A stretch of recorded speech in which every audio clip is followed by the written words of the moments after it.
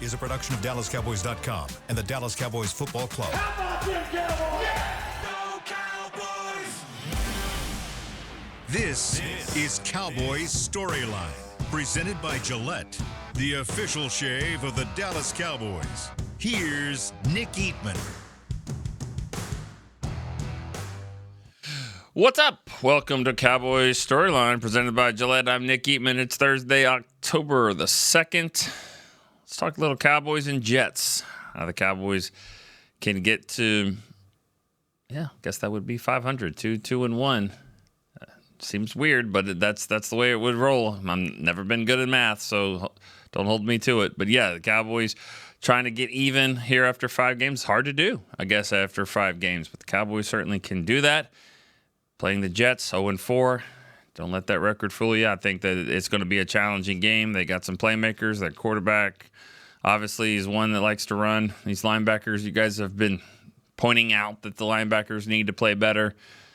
Nothing can hurt them more than a running quarterback. We've seen that already this year, and not to the level of Justin Fields, who I believe is the 15th highest rusher in the league right now, most among all quarterbacks. So he certainly will give them problems. All right, 888-855-2297 is the number to call. Let's get right to it. Let's go to Davion in Illinois to start us off. Davion. What's up, Nick the Quick, my guy? Hi, out to Anthony. Yeah, I was going to say, wait, don't throw me off here a little bit. All right. Yeah, and sorry the other day we had to rush and get you off the phone. It was quick, so I know we didn't get a chance to talk to you much. So have at it today. No problem. I just wanted, a quick follow-up. I mean, I know I wanted to call back, and I knew you had that thing at the end of the show the other day about JT. And I wanted to kind of just give my perspective of what I feel about him. Honestly, I think Jalen is a good wide receiver. It's just all about consistency at this point. I know Shotty, that's his biggest thing is consistency. Now, they talk about stuff that we don't get to see in the practice, but when we get to Sunday, it's like he'll have a great catch, but then he'll drop a ball, or he'll blow a block or something like that. So my whole thing with him is, okay, let's see what you got this week, because Herbert might be down, Mingo might be coming back, who knows? But it's going to be South's going to be on GP, so it's going to be on you to do your job and Fergie to do his job to get open to help Dak out, so we can move the ball and try to go get this game, win this game, and then we'll move on to next week. Yeah. So that's where I'm at with him. I think we got a good chance of winning this game. We just got to keep Fields in the pocket, as they all say, wrestling integrity and all that kind of stuff. I think we should be able to win 31-21. So we can really just shut them down defensively. That'd be great. But, I mean, this offense ain't got but one weapon. It's Garrett Wilson. So yeah, you can just get him and Fields under control. I think we should be able to pollywop them. All right. But also, we got a space tonight if anybody wants to jump on X. Okay. We got a space tonight at 7 o'clock. All right. Sounds good. I'm sure there'll be a lot of people there. All right. It'll be interesting to see how the Jets handle, the Cowboys as far as trying to cover them. I've seen it, done 2 or 3 different ways. You can take Sauce Gardner and just put him on Pickens and let him follow him and just let him play that game. I feel like, wasn't it the Jets a couple years ago? I feel like this was the game that he doesn't travel. You guys would probably know this better than me, but he doesn't travel, and I think that's the one that was week 2 of the season, and the CD just torched him because he stays on one side. So you could do that. You could say he could travel and take Jalen Tolbert, and then they kind of double Pickens, or you could just play it straight up. But one way or another, you have a great corner. The Jets should figure out ways to use him. All right, Greg in Sacramento is next. Greg, what's up? Hey, good morning. Good morning, Nick. How are you doing? Good. You? Good. I have Benji and Ava here with me. What's up? I haven't been able to call in since the tie, and I hate ties, Nick. Like, for the first time this season, then 49ers lost, right? And I have 3 brothers that are all 49er fans, and they're always talking trash to me about the Cowboys. And they lost on Sunday. I was like, yes, maybe I'll be able to talk some trash. And then, of course, right away after the game, my brother's like, Cowboys didn't win. And I was like, come on, man. Like, I just want one opportunity to talk some trash to you guys. But anyway.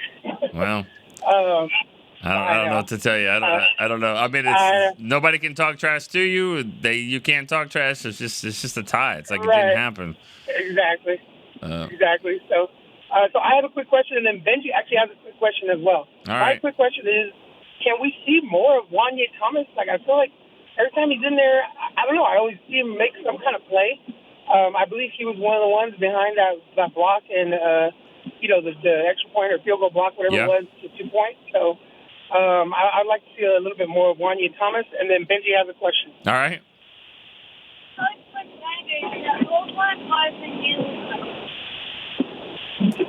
I think you got to speak up. Which coach was better, our new coach or our old coach? Which one's better? All right. Okay. All right. All right. Well, Thanks, Nick. Thanks for the call, Greg and Benji. Go Cowboys. All right. Man, kind of a loaded question. Which one's better, McCarthy or Schottenheimer? If that's exactly what I heard,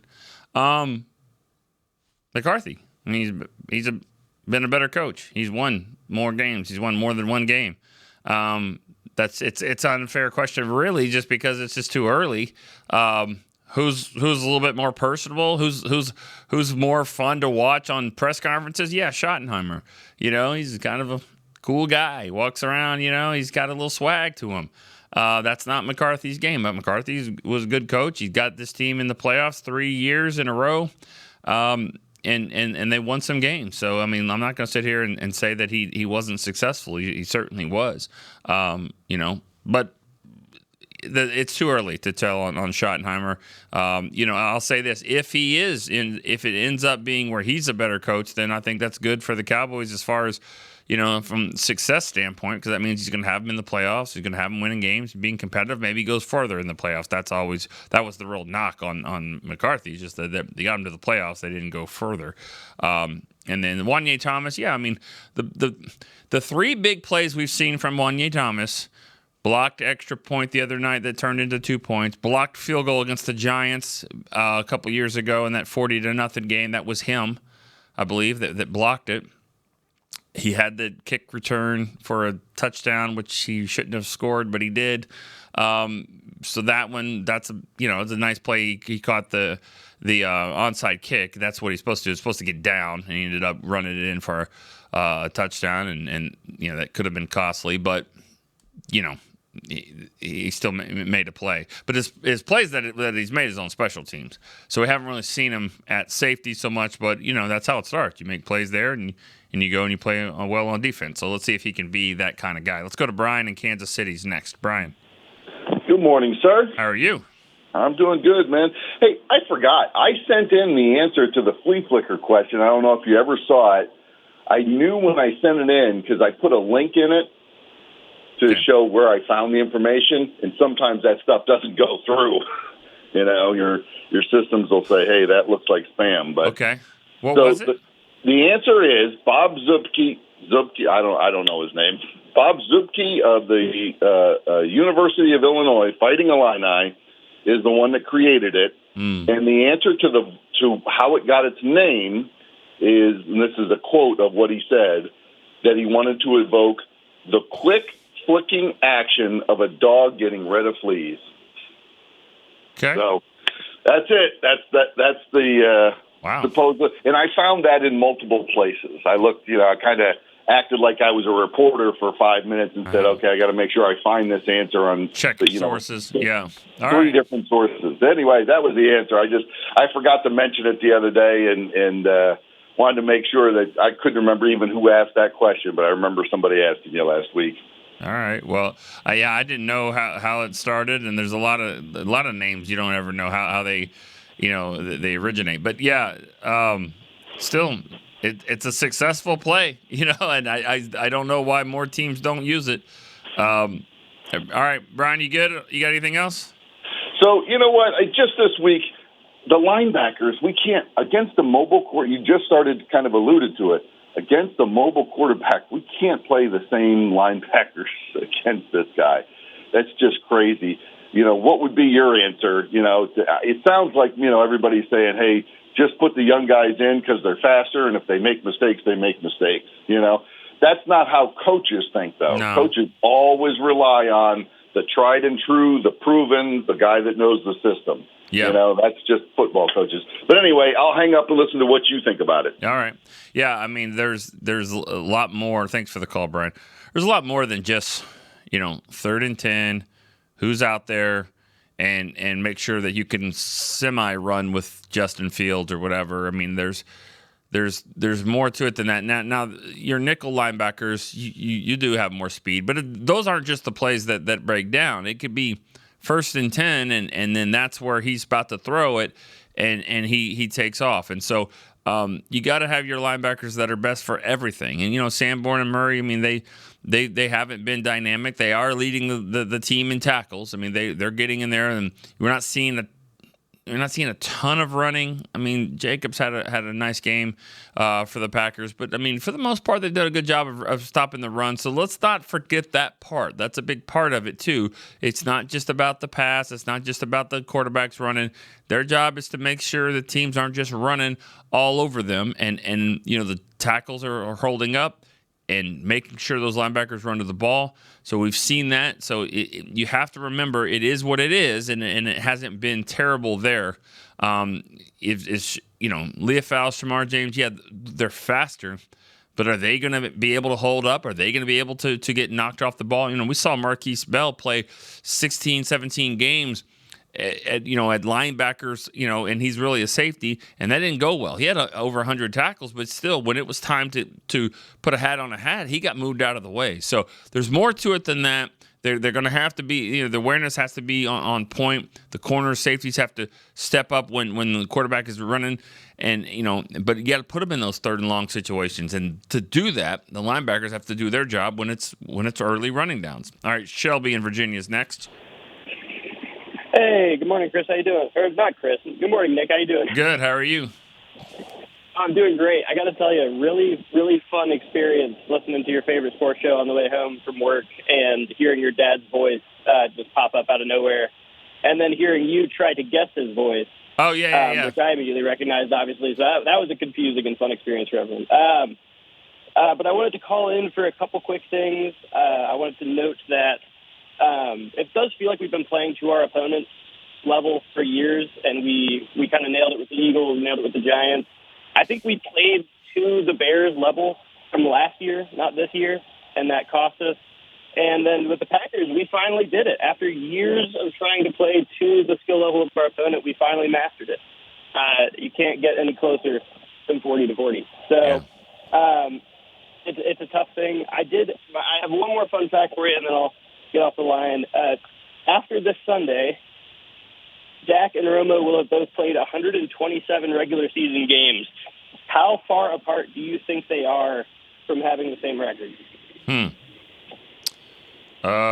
This will be 127 for Dak? Yes. Yeah, that's a good one. I don't know. I would say probably, I could do the math in my head. It would sit there and be bad radio, but I would say, I don't know, 6 games, 5? I don't know. If the pass was caught the other day, they would have the same record. If they beat the Jets, they would have an identical regular season record after 127 games each. What's the wins? What's the wins? It's 77 wins and 40. What is it? I have it pulled up. Yeah. It's 77 and 50. 58 and 49 for Romo, and for Dak it is 77, 48 and 1. Wow. So that's their career record. Playoff records 2-4 for Romo, 2-5 for Dak. So just struck me. Yeah, they're the same guy. They have been, yeah. I mean, they have been for a while. All right, Shelby, thanks for the call. I mean, people don't want to say that because they're different personality-wise and they're different, in the locker room. But, if we're being really honest about the situation is, it was easy to say, well, Dak was this guy in the locker room and Romo was this guy. Well, Dak was 23 years old, and Romo was like 34. little different scenario there, because I trust me when I tell you, and I was there, I lived it. I mean, Romo was in the locker room all the time. He was the one cutting up, talking, and everybody hanging out when he was young, not even playing. Started. I mean, he'd sit on the couch and have a football and throw it around to people. He would do all that. I mean, like that was Romo. And then when things changed, he got older and more time demands. Then he was different. Now I'll say this: Dak's still in there though, so Dak does things differently now than Romo did. And I'm not saying Dak is more of a player's teammate. The offensive lineman said it the other day when we did a documentary with him. But as far as them on the field and their accomplishments for this organization, they're very similar. And it hasn't been good enough. It's been good.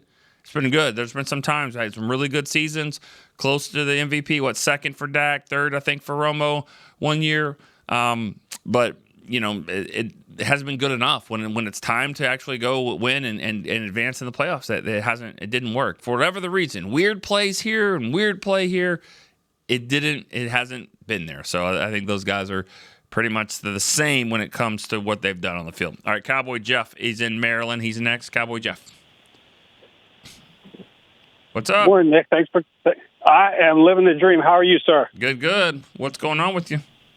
Oh no, I'm just I'm out in the fresh air, just loving life, and I can't believe I got in. So All right. I'll try to be quick. So I know my opinion doesn't matter, but sure it does. I want to nominate Ali as a captain because every time he calls, it makes my day. He always one time he said something crazy, but every other time it's just like and Anthony in Miami, he always cracks me up, and they're usually very positive, but yeah. Win, lose, or tie, I love me some Cowboys. So now we've both seen a tie. I'd never seen one. The last time they tied, I wasn't even born yet. But I've seen it all now. And so the question I had was, Nate Thomas, I guess he came in for Tyler Guyton because Tyler Guyton is in concussed, was injured. And how about, didn't he come in for Steele as well? And if so, why? What was that? They were rotating. They were just rotating. And I mean, it actually turned out to be a very good move. Now he did get a penalty that cost them, but it was beneficial for him to get out and play because basically the point was we're going to need him. We're going to need these guys at some point. So they put him in. They found an opportunity to play him. They played him, and then later in the game at left tackle, Guyton gets hurt, so he moves over there and plays left tackle. And if you go and look at some of the work that he did, it's pretty good. Yeah. I mean, he was solid, if not like good at left tackle. So, right, got to give him credit. I mean, there was a couple times, and I watched every snap. I watched every snap, and that he played, and there was 2 or 3 times it was just straight one-on-one with Micah, and he didn't make the play. I mean, obviously, so it was good. Yes, sir. And the other thing was, we got clean up the knucklehead penalties. CD got a knucklehead penalty. He's a captain now. He can't be doing that. And, and people want Marist in there. And I agree. He's going to be a great player, but he's just got to, the flag he got in the last game was one thing. But if you remember the first game against Philadelphia, he pulled that guy's helmet off and got a flag. Now, it was a retaliation. Yeah, it should have been an offsetting thing. Right. But you got to take Dak's example and not react like he did. That's what Dak did. He didn't react when the guy spit on him. Yeah. He didn't spit back on him. He just went to the ref and got him kicked out of the game. So anyway, go Cowboys. Thank you, my friend. All right, thank you. Marist, it's weird because he it's like he plays 100 miles an hour and he needs to play like 80. It's still fast, but a little bit of control, and that's a tough thing to do for young players, for any player really, to figure out how to just stay under control a little bit more. Because I've seen some plays where he also, he's just going so fast he misses the guy. You see it all the time, like on a punt, and he doesn't play gunner. This is my example, but you see it when there's a punt. It's about a 50, 60-yard punt, and there's the gunner flying. As fast, CJ Goodwin or whatever is just going at full speed, and the guy catches it. That guy hardly ever makes the play because You're just not. You're just going so fast, and then as soon as the guy starts moving, like there's no way you can break down enough. But that's what the great ones do. They figure out how to just break down just enough to get their body under control where they can go make the play. And that's where I think Leofau's next, thing that he's got to do to get better. All right, let's go to break real quick on Cowboys Storyline. I'll be right back after this.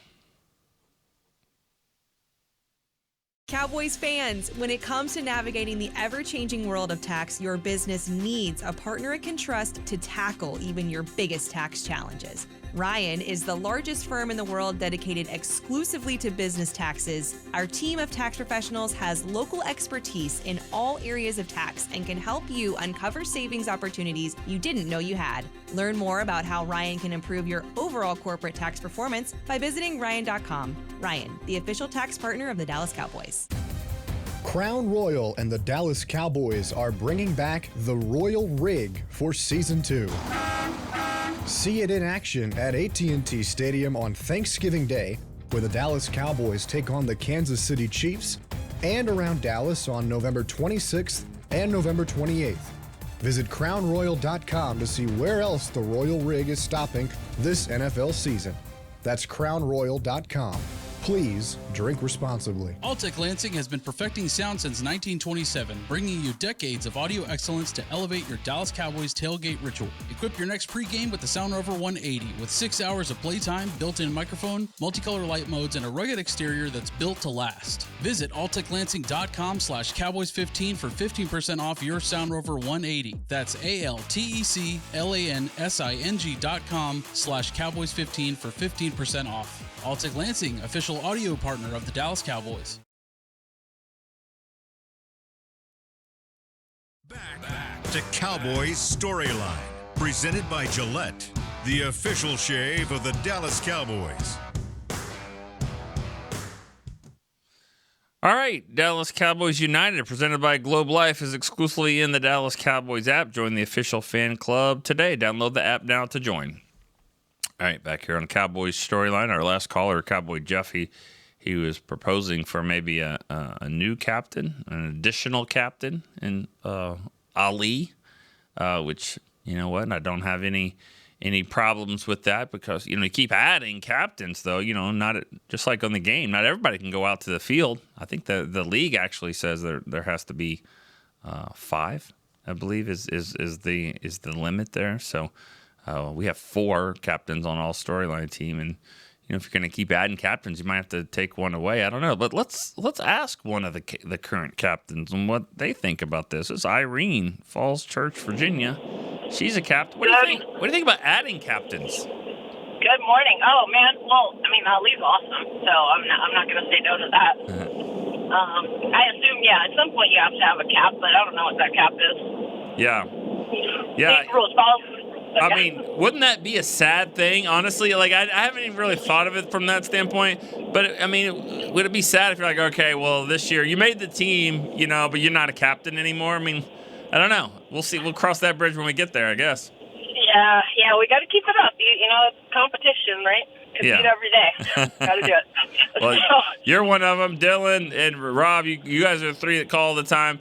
Randy's also a captain. He doesn't get to call as much. I think we know the reason for that. I can just tell you right now, I'm not taking him off the captain list. No thanks. So I don't know. We'll see. Maybe we will add one this year. Who knows? Who knows what happens? Don't take me off. No. I like the blind guessing yesterday. I was like, I think you know my voice. I would have got that one. I would have got that one. It was harder than I thought. Yeah, it was, some of it. I'm like, Dylan. I was like, how do you not know Dylan immediately? You got it. It just took me a second. It didn't hit right away, but it took me a second. Yep. So for this game, my 2 big concerns are, of course, Justin Fields running, since we made Russell Wilson look like he was a rookie or in his prime, and everybody seems to be able to run on us, but quarterback-wise. The other one, though, is Garrett Wilson. I'm lucky enough to have him on my fantasy team, and he makes some really nice grabs, touchdown grabs usually. When we were pre-draft and they were talking about trade rumors, that was my number one. Happy with Pickens, very happy with Pickens. That was at the time, but Garrett Wilson was my number one guy. So I think that's going to be tough with how our secondary has been playing. I think it's going to come down to pressure. I know they don't have Braylon Allen, so that's good. They still have a great runner, but he's a good change of pace back, so I do think that's somewhat significant. I'll take Dallas in this, like 31-27. I don't think it's going to be,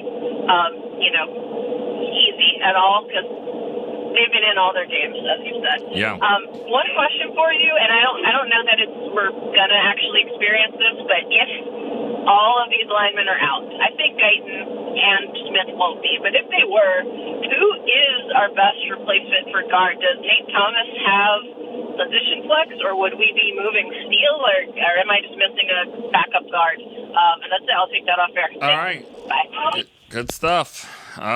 Making me pull out the roster here. I mean, so yeah, there'd be some moving around for sure. I mean, because you see, Trevor Keegan is a center. He's played some guard in there as well. I'm looking at the practice squad because I mean it changes all the time. I guess I didn't remember that Wesley French is actually on the team as far as that goes. Jerron Christian's a tackle that they could move up there. Johnny Cornelius as well. I feel like I'll be honest. I don't know for sure about Tyler Smith. He said that he's not sure he could play. We'll see about that one. Today is a huge day as far as some of those guys injury wise, and also Guyton. If Guyton isn't kind of doing some things and kind of out of the protocol and playing, so we'll see. That's a great question. There's a lot of moving parts there. You can always kind of tell based off of if they bring guys in, if they sign guys. There's certainly a plan in place. It could be a scenario maybe. I'm just throwing this out there. Trevor Keegan is center. He could be the center. Hoffman and Bass could be your guards. Just kind of depends on who does what. I'm not really big on changing the center again. He's already changed it once. I think it's working well with Hoffman, but you got to get your best guys out there. So that might be the best option there. Quentin Williams is sitting there just licking his chops, ready to go. So whatever they do, they got to be ready. Lester in Minnesota is next. Morning, Nick. Morning. How are you doing? I'm doing good. How you doing, man? Good. Hey, shout out to Irene and all the captains, and to the captain question. If you don't want to remove anyone or add anyone, just make Ali a co-captain. I would go with that. I think he's a great guy. Wait, everybody's a great guy. You saying there might be a tie, like for captains? Like we actually have a tie? No, like assistant coach, coach, assistant coach, assistant captain. I just say coach. I should say assistant captain, I guess. Okay.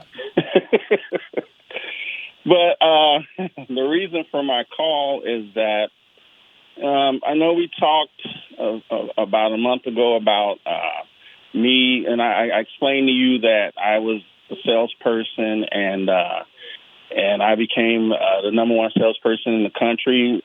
We had about 100 stores, so out of 100 stores. But anyway, I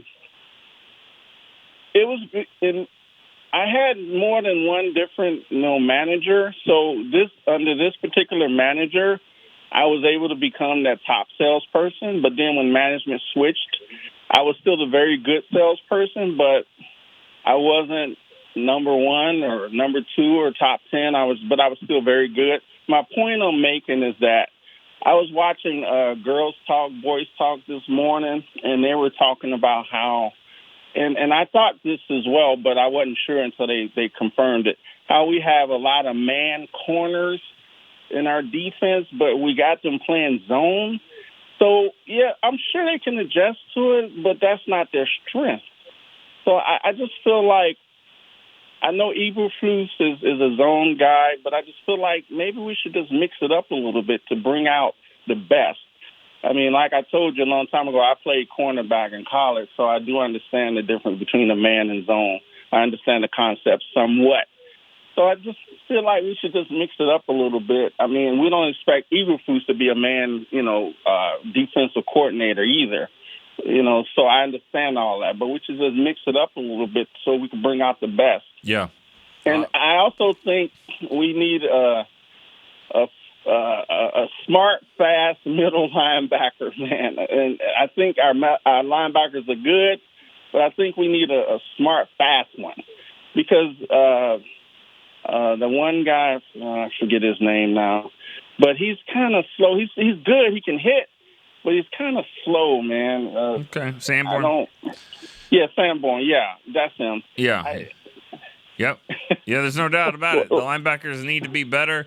And we've seen that, whether it be going up against the run. Thanks for the call, Lester. We've seen that through 4 games. 4 games is enough sample size, in my opinion, to kind of see what we've got. It's just it's not to the level that it needs to be, and it's costing them games because the middle just is it just gives up too many plays. And that's where you have to be super solid. Now, the back end obviously is giving up some. I mean, they all have. To me, it kind of goes from the front's been okay against the run, but it's not getting home. And so these linebackers need something special around them. Then that we knew that going in. They needed a pass rush that was dynamic with the Micah Parsons or whatever to just get home, or they need the back end safety corners to be elite, and that's not the case. So therefore, I think that's what we're seeing the linebackers struggle a little bit more. All right, Robbie in Cocoa Beach is next. Hey Nick, how are you today? Good. How are you? I'm good. I haven't talked to you in a while, so I got a couple things. I hope that's all right. Okay. But I'll try to make it quick. All right. Number one, that stupid tie. I hated it. And it really reminded me of a game in 2012. No, it had to be 13. November. Tony Romo versus the Broncos and Peyton Manning. Yeah. Holy crap, man. At least, I hated losing that, obviously. But Tony Romo has never played a better game in his life, and we still lost. It was a shame. Yeah. One pick that was a horrible pick because it got tipped out of Witten's hands. It never happened, but whatever. That was kind of the epitome of Tony's career, too, though, wasn't it? He was a great quarterback and just never had enough to win everything. Yeah, that's kind of a shame. You have a great game, and then you end up losing because you make a bad play. Like the Seattle playoff game. He was winning that game, and then he, as a holder, he drops the ball, Yep. I still think that he made the first down, though, from where that first down marker was originally. It was at the 3. And when they ran, he went to the 2. Yeah. I don't know. It was close. But they never gave him the first down. They just said it was the field good or the extra point was no good. Yeah, I think it was Babineau. I think he got him short. There's a lot of ways to argue that, though. There's a lot of weird things that happened there. I think Witten got the first down on the catch before all that. I think so, too. That changed everything. And then obviously I've told the story many times of how the ball boys won the game. The ball boy actually threw out a ball that has not been used and took it out of the bag, not even scuffed. And that's how shiny and slippery it was. And that won the game for him. And they've changed the rules since then that now it's a neutral person, that you don't just have a Seattle ball boys running around. It's a neutral person that has all the handles, the kicking balls. So because of that game right there. And they only get 5 that they can work and scuff up and such, right? Yeah. I think that's what it is, yeah. All right. Okay, next. I've been paying attention, but this is the first time I heard was the last one when you were talking to Irene about Tyler Smith getting hurt. Yeah. That's scary. I'm not happy with that. No, I wouldn't be either. Holy crap, man! I thought we were maybe, I don't know, about maybe onto something, man. You know me, I always got the glass half full, but and I'm watching, and I love my team, and I don't know, man. It's a rough year this year, Buzz. Yeah, when you have 5 linemen, 3 of them are named Tyler, and none of them are playing, that's not good. And so that's not good at all. Not one of the Tylers practiced yesterday. One of them for sure is not playing, and Booker. I don't know about Guyton playing. We'll see. And then right now, Tyler Smith's definitely up in the air. So, yeah. Oh, Lordy. Not good. All right, and the last one I'll take off the air, and I appreciate you letting me be long-winded because I haven't been on in a while. I heard a rumor today on one of the many different outlets about Trevon Diggs maybe being traded. I know you can't talk about specific players, but his response, because I guess he actually responded, was, well, I bleed blue and silver, and I love being a Cowboy. I don't want to go anywhere. Do you think there's any validity to it? Do you think the Cowboys would trade him? I mean, is he that unliked now? Well, and I'll take that off there and let you answer, bud. Well, I mean, we've seen now, and you know, everything is on the table, pun intended. So we've seen Micah Parsons get traded. He's the best football player on the team and probably one of the top 5 players overall in the league, and he got traded. So it was obviously more than just football and contract related and all that kind of stuff, but also just the way you handle yourself. And yeah, things haven't been. It's a rocky situation, obviously, but between Diggs and the Cowboys. But you know, they sat him down. They you know, everyone says it all the time. I want a coach to hold their players accountable. Well, he did. He didn't like the way Diggs was playing and conducting himself, playing kind of freelancing, and so they held him out. And as Diggs said it yesterday, it was a rough week for him. He comes back, he plays pretty good. My thought is who else do you have at corner? And if you don't like the way he's playing, that's one thing. But you got the worst pass defense by far in the NFL. I mean, by far. The second worst is averaging 265 a game. The Cowboys are worse at 297 a game. I mean, it's not even close.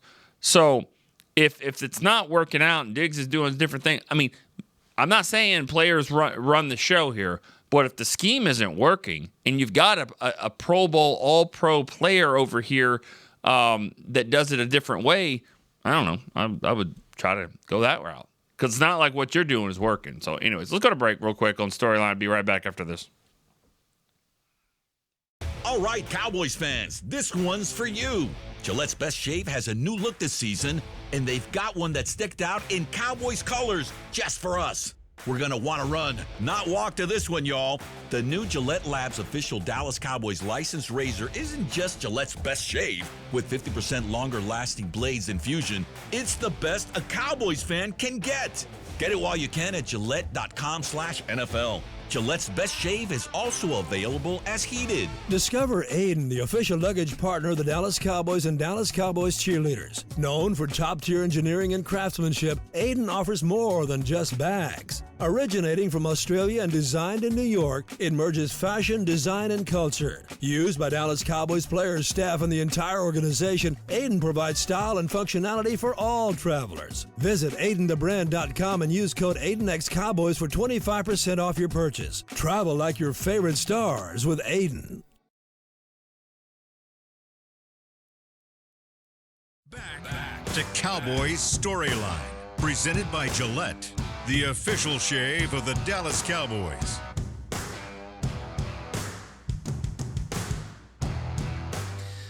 This segment is presented by Yeti, officially licensed Yeti Cowboys gear is available at Stadium Pro Shops, concession, and on Yeti.com. All right, back here on Cowboys Storyline. Let's go to the phone lines. We got Hoff. He's in the Bay. Yes, sir. Hawk from the Bay. Danny, out here fighting them 49ers, still got the Cowboy flag flying. How you doing, Nick? I'm good. How are you doing?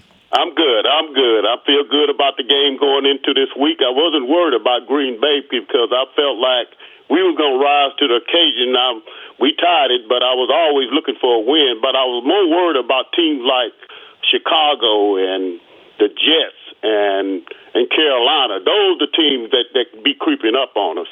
Okay. But my question was for you. I was looking at that secondary, and I've been looking at it, and, man, that made me think about when we had Charlie Waters and how valuable Charlie Waters was with Hollywood Henderson and all those guys. They say he would always, like a quarterback out there, he would always position everybody, get them lined up, and didn't nobody seem lost, even if they didn't know what they was doing.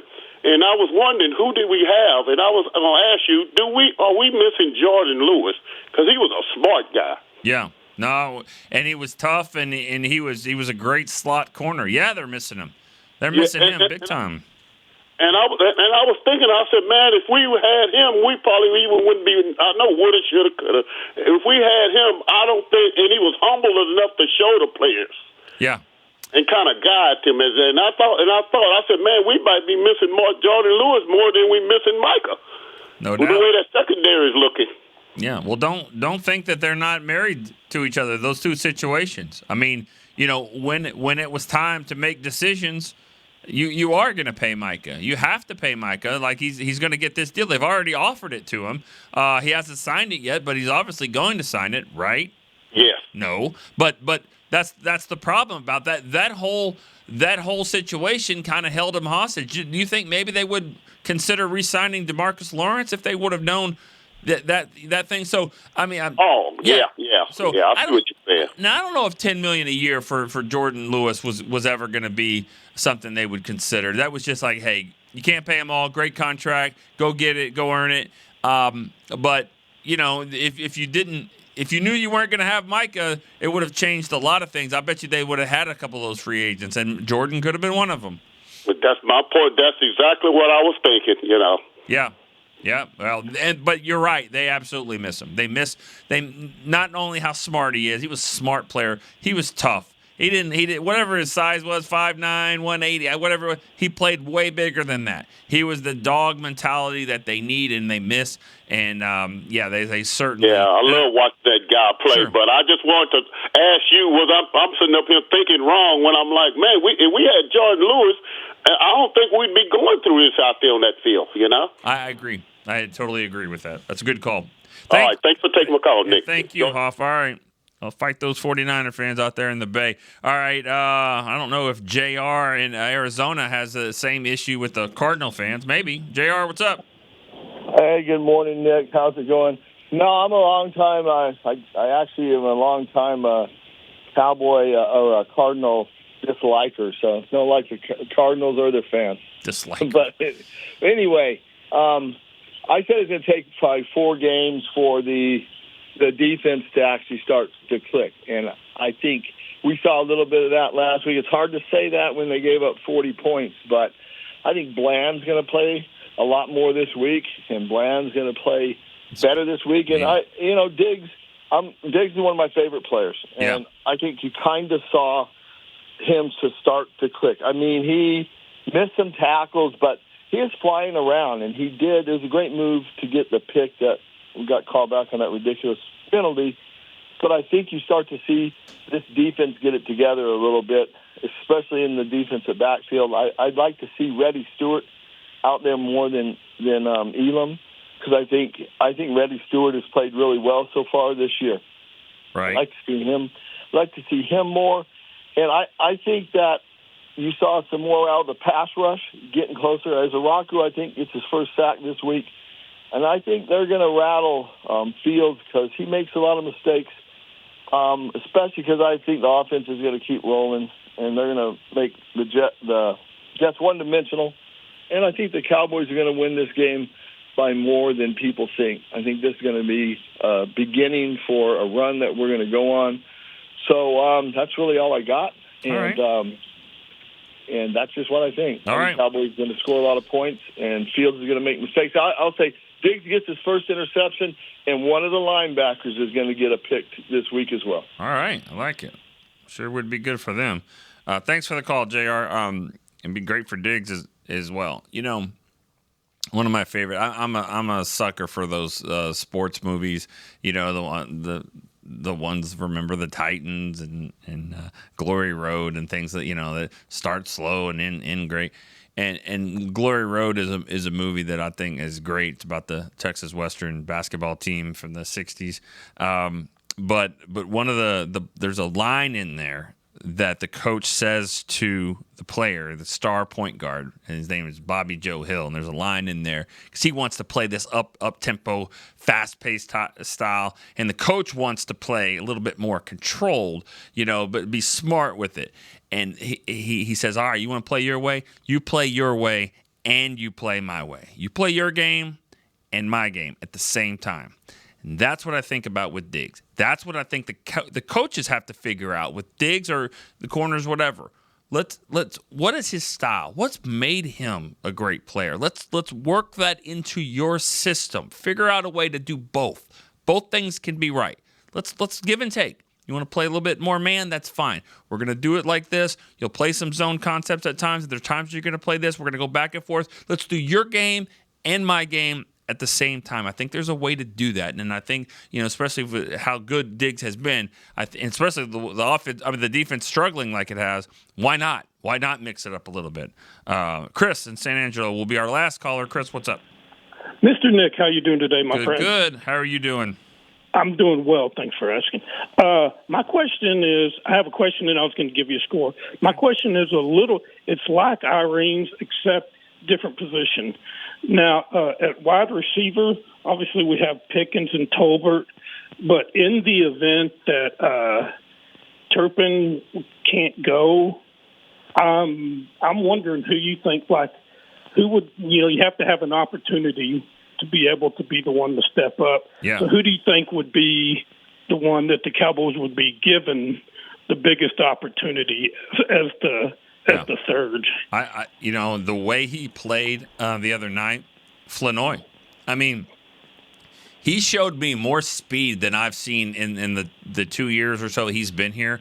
I didn't think he had that kind of speed. From our view in the press box, which is up there pretty good, he was flying on a couple of plays that I was like, it was one on a kickoff where I was like, he was trying to get a guy before he went to the sideline, and you just saw that him makeup speed was outstanding. And then on a reverse, he actually has a lot more speed than I thought, and they're utilizing him more. I would think he gets some reps. We'll see if Mingo can play.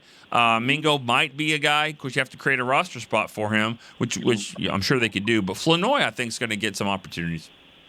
Nice. We're thinking alike on that one, brother. Good. Then I will say that my score was actually the same as Irene's. So what I'm going to do is I'm going to give each team one more, and I'm going to say 32-28.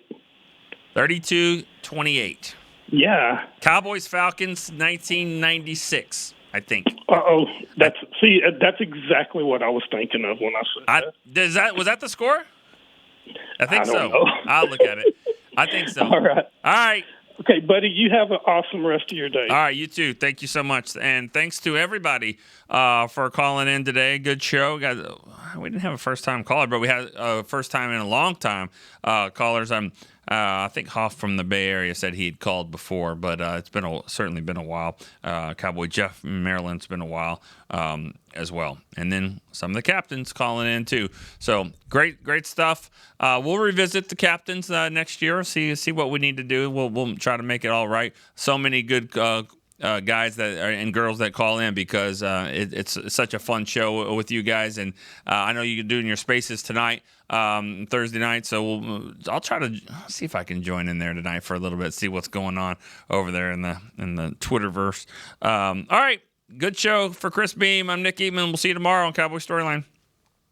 This has been a production of DallasCowboys.com and the Dallas Cowboys Football Club. How about this, Cowboys? Yeah!